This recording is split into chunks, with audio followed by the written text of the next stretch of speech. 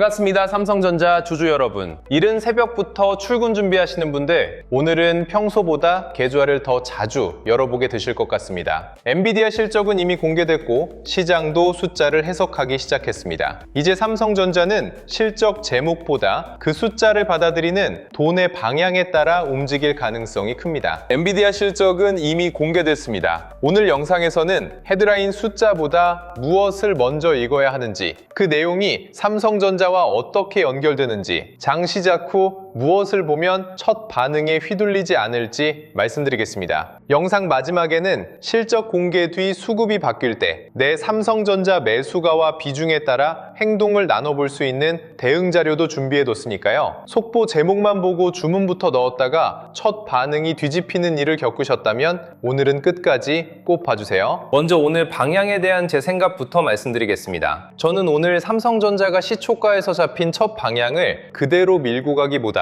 장중 한 번은 반대쪽 매물을 확인할 가능성이 더 높다고 봅니다. 실적 숫자는 이미 공개됐지만 그 숫자를 어디까지 가격에 반영할지는 한국장에서 외국인과 기관이 다시 결정하기 때문입니다. 첫 움직임보다 눌림 뒤에도 같은 방향의 돈이 남는지가 중요합니다. 실적 발표 직후 미국 시간외 거래에서 나온 첫 반응도 그대로 믿지는 마세요. 거래가 얇은 시간에는 작은 주문으로도 가격이 크게 움직일 수 있고 경영진 설명과 질의응답을 들은 뒤 방향이 다시 바뀌기도 합니다. 한국장이 열릴 때는 미국 지수 선물과 메모리 종목의 움직임까지 한 번 더 계산된 상태라 처음 본 엔비디아 등락과 삼성전자 시초가가 다를 수 있습니다. 시간외에서 확인된 첫 반응은 오늘 장의 출발 재료일 뿐 종가의 답은 아닙니다. 발표 전에 들어온 자금은 장이 열리자마자 수익을 정리할 수 있고 내용을 다시 확인한 기관은 첫 눌림 뒤에야 움직일 수 있습니다. 그래서 시초가보다 첫 30분 동안 외국인 현물이 어느 방향으로 쌓이는지, 첫 눌림을 회복할 때 거래 대금이 붙는지를 봐야 합니다. 오늘 시초가가 시간의 첫 반응과 다르게 형성돼도 이상한 일이 아닙니다. 한국장이 열리기 전까지 미국 지수 선물과 환율, 메모리 종목의 움직임이 한 번 더 반영되기 때문입니다. 장 초반 저점을 빠르게 회복하고 외국인이 현물을 사기 시작하면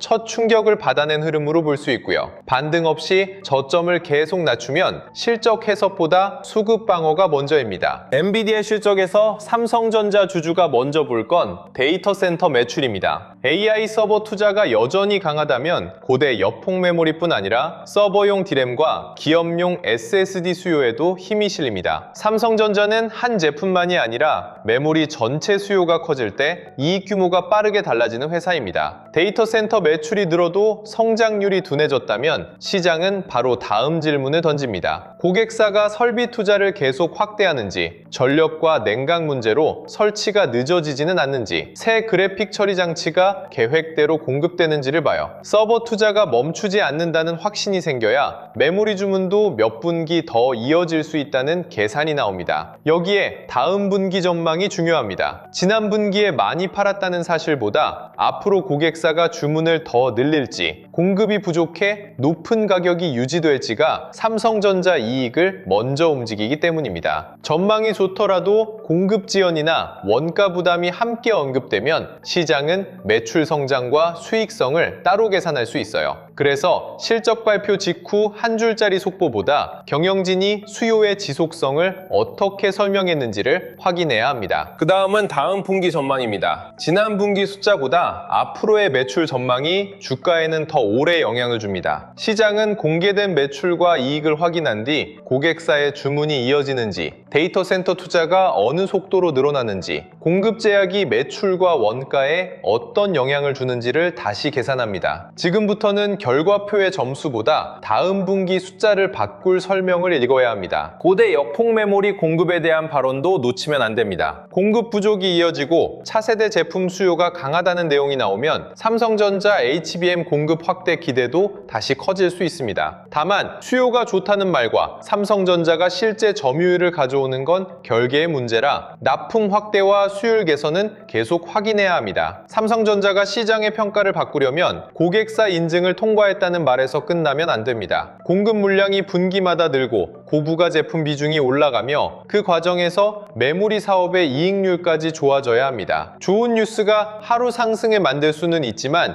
목표가를 계속 높이는 건 결국 이 숫자들입니다. 주주분들이 가장 듣고 싶은 말은 아마 이제 삼성전자도 크게 갈 수 있느냐일 겁니다. 가능성은 있습니다. 메모리 가격이 올라가고 서버 수요가 유지되며 HBM 공급까지 늘면 이익은 더 커질 수 있어요. 하지만 시장은 가능성보다 확인되는 속도에 돈을 줍니다. 삼성전자가 뒤늦게 움직일 때는 처음부터 화려하지 않은 경우가 많습니다. SK하이닉스가 먼저 치고 나간 뒤 삼성전자 거래대금이 서서히 늘고 외국인 매수가 며칠 이어지면서 평가 차이를 좁히기도 하죠. 그래서 오늘 하이닉스보다 덜 오른다는 이유만으로 기회가 없다고 단정할 필요는 없습니다. 다만 뒤처진다는 말만 믿고 사는 것도 위험합니다. 실제 본주 매수와 실적 개선 속도가 붙는지 확인해야 후발 상승이 됩니다. 오늘 첫 번째 확인 지점은 삼성전자와 SK하이닉스가 함께 움직이는지입니다. 두 종목이 함께 출발해도 장중에는 역할이 달라질 수 있습니다. 하이닉스가 먼저 급등한 뒤 고점을 낮추는 동안 삼성전자가 거래대금을 늘리며 버틴다면 선두 종목에서 나온 차익 자금이 삼성전자로 옮겨오는 흐름일 수 있어요. 반대로 하이닉스와 장비주는 강한데 삼성전자만 시가 아래에 머문다면 시장이 아직 공급 확대와 수요를 확인하려는 겁니다. 이때 뒤처졌으니 싸다는 생각만으로 비중을 늘리지 마세요. 삼성전자 본주에 외국인 매수가 붙고 오전 저점이 높아지는 장면까지 나와야 후발 상승에 힘이 생깁니다. 관련 장비주와 후공정주까지 거래대금이 번지는지도 보면 한 종목의 반등인지 업종 전체의 재평가인지 구분하기 쉬워집니다. 하이닉스만 강하고 삼성전자가 뒤처지면 시장은 여전히 제품 경쟁력 차이를 보고 있는 겁니다. 두 종목이 같이 움직이되 삼성전자 거래대금이 더 크게 늘어난다면 후발 매수세가 삼성전자까지 들어오는 장면으로 볼 수 있습니다. 두 번째는 외국인 현물과 선물입니다. 선물만 사서 지수를 올리고 삼성전자 본주는 팔면 반등이 오래가기 어렵습니다. 현물과 선물이 같은 방향으로 들어오고 프로그램 매수까지 붙어야 결과를 확인한 큰 돈이 실제로 움직였다고 볼 수 있습니다. 외국인 현물은 장 초반 숫자보다 누적 방향이 더 중요합니다. 개장 직후 대량 매수가 잡혔다가 1시간 안에 줄어들면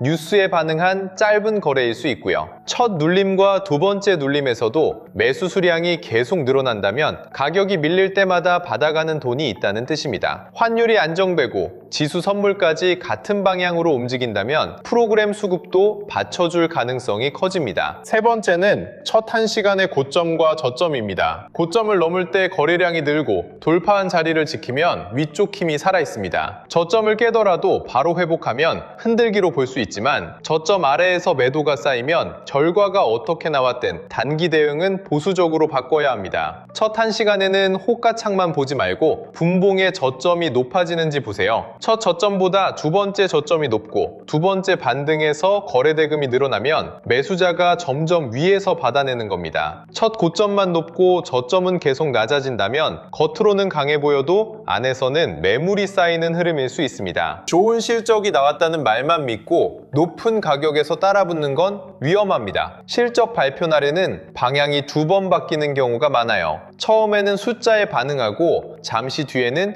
전망과 수급을 다시 계산합니다. 첫 5분의 움직임이 오늘 종가까지 이어질 거라고 단정하면 안 됩니다. 특히 레버리지 상품까지 돈이 몰린 장에서는 작은 방향 변화가 본주보다 더 큰 매수와 매도를 불러옵니다. 상승을 보고 레버리지가 따라붙었다가 삼성전자가 시가를 내주면 기계적인 매도가 다시 본주를 누를 수 있어요. 올해처럼 사이드카와 서킷 브레이커가 자주 언급되는 시장에서는 발동했느냐보다 그 뒤 수급이 어디로 돌아서는지 보는 습관이 필요합니다. 자, 오늘 아침에는 엔비디아 실적을 보고 삼성전자를 따라 샀다가 장중에 물리는 분이 분명히 나올 겁니다. 정보가 늦어서가 아니에요. 숫자는 누구나 동시에 확인합니다. 문제는 그 뒤 외국인이 삼성전자를 실제로 사는지, 첫 갭을 지키는지, 프로그램이 매수에서 매도로 돌아서는지 보지 못한 채 첫 방향만 따라가는 겁니다. 영상은 결과를 설명할 수 있지만 장중에 바뀌는 수급까지 고정해서 마칠 수는 없습니다. 그래서 본업 중에도 대응 조건이 사라지거나 새로 생기는 순간을 알림으로 받아보는 게 필요합니다. 수익 중인 분은 오늘 급등이 나와도 목표가부터 높이지 마세요.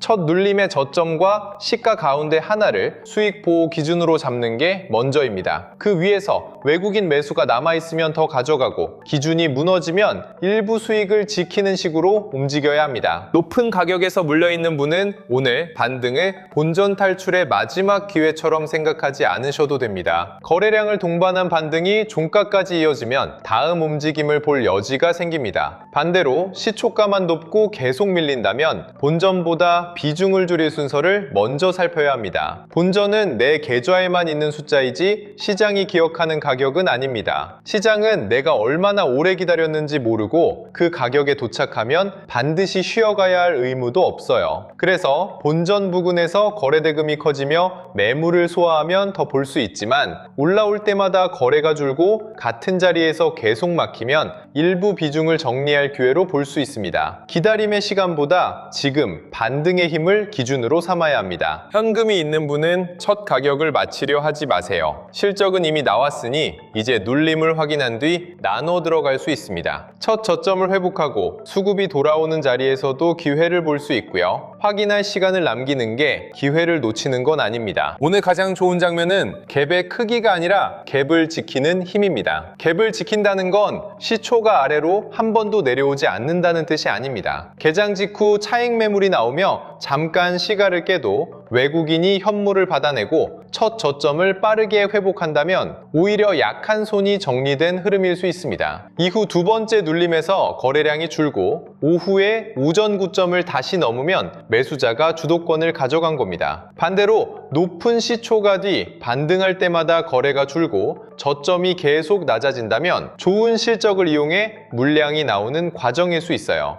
이때는 뉴스 제목보다 시가와 첫 저점, 외국인 현물이라는 새 기준을 순서대로 보셔야 합니다. 높게 시작한 뒤 밀려도 시가 위에서 버티고 외국인 현물이 계속 들어온다면 매물이 건강하게 소화되는 겁니다. 오후에 고점을 다시 넘으면 다음 날까지 힘이 이어질 가능성도 커집니다. 가장 좋은 흐름은 첫 급등 뒤 바로 또 치솟는 장면이 아닐 수 있습니다. 오전에 나온 차익 매물을 충분히 받아내고 저점을 높인 다음 오후에 거래대금을 동반해 고점을 다시 넘는 모습이 더 단단합니다. 반대로 갭을 지킨 것처럼 보여도 거래가 말라가고 외국인이 매수량을 줄이면 호가가 얇아져 가격만 떠있는 상태일 수 있어요. 종가까지 매수 주체가 남는지 봐야 하는 이유입니다. 보합권에서 시작한다면 실적 해석이 아직 한쪽으로 기울지 않았다는 뜻에 가깝습니다. 이때는 삼성전자 자체 수급이 방향을 만듭니다. 기관 매도가 줄고 프로그램 매수가 늘면 위쪽으로 갈 수 있고요. 거래 없이 좁게 움직이면 오후까지 확인하는 편이 낫습니다. 크게 밀려 시작한다면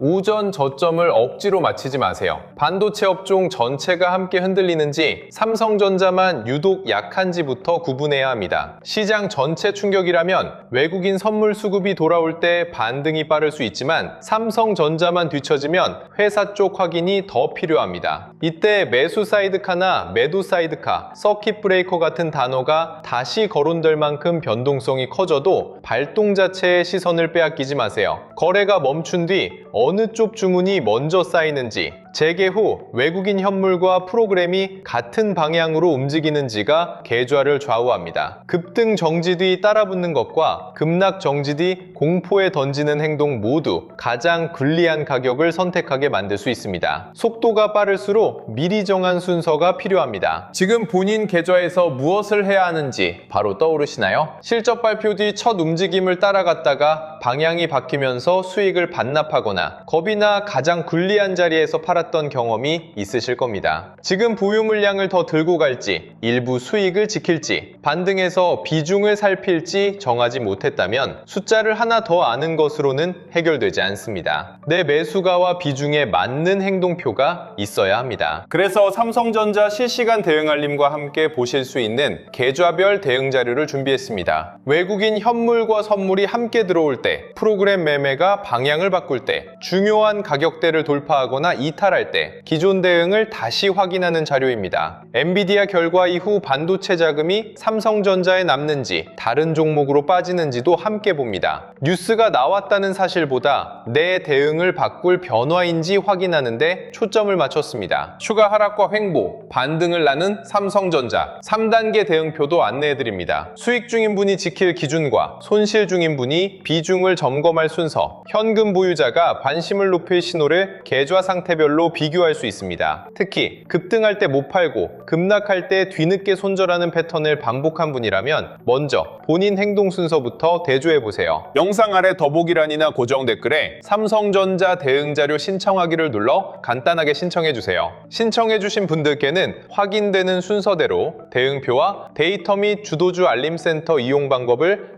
안내해드리겠습니다. 결과가 나온 뒤 장비와 후공정, 기판, 전력 인프라 가운데 실제로 돈이 붙는 곳도 이어서 확인하실 수 있습니다. 이번에도 실적 발표 뒤 한참 움직인 가격을 보며 어떻게 해야 할지 고민하지 마시고요. 지금 내 계좌의 대응 기준을 먼저 세워둔 뒤 그 기준이 바뀌는 순간부터 빠르게 확인하시기 바랍니다. 자, 실적은 이미 나왔고 이제 시장이 그 숫자에서 무엇을 더 크게 보는지가 먼저입니다. 오늘 장은 첫 반응, 첫 눌림, 오후 확인까지 3번 나눠서 보셔야 합니다. 첫 반응에서는 갭의 크기에 흥분하거나 겁먹지 말고 시장이 어떤 숫자를 가장 크게 해석하는지 봅니다. 첫 눌림에서는 시가와 오전 저점을 지키는지, 외국인 현물이 계속 들어오는지 확인하고요. 오후에는 프로그램 매수가 줄어도 본주 매수가 남는지, 오전 고점을 다시 넘을 때 거래 대금이 붙는지를 봅니다. 수익 중인 분은 첫 급등 뒤 지킬 가격을 정하고, 높은 가격에 물린 분은 본전 주문보다 반등의 거래량을 먼저 확인하세요. 현금이 있는 분은 결과를 맞췄다는 기분으로 한 번에 들어가지 말고 눌림과 종가까지 판단을 나누셔야 합니다. 좋은 실적보다 그 실적을 산 돈이 종가까지 남는지가 계좌에는 더 중요합니다. 갭을 지키지 못하면 발표 전부터 들어온 차익 매물을 조심하고, 저점을 회복하면 첫 충격을 소화하는지 봐야 합니다. 시간의 첫 반응을 오늘 종가의 답으로 두지는 마세요. 제 생각은 분명합니다. 오늘은 시간의 첫 반응을 그대로 따라가기보다 장중 한 차례 손바뀜을 거친 뒤 방향이 정해질 가능성을 더 높게 봅니다. 다만 장중 한 차례 매물을 확인한 뒤 외국인 현물이 남아야 합니다. 오늘 판단의 핵심은 상승폭이 아니라 눌림 뒤에도 사는 돈이 있느냐입니다. 삼성전자 주주분들은 이번에도 좋은 소식 하나에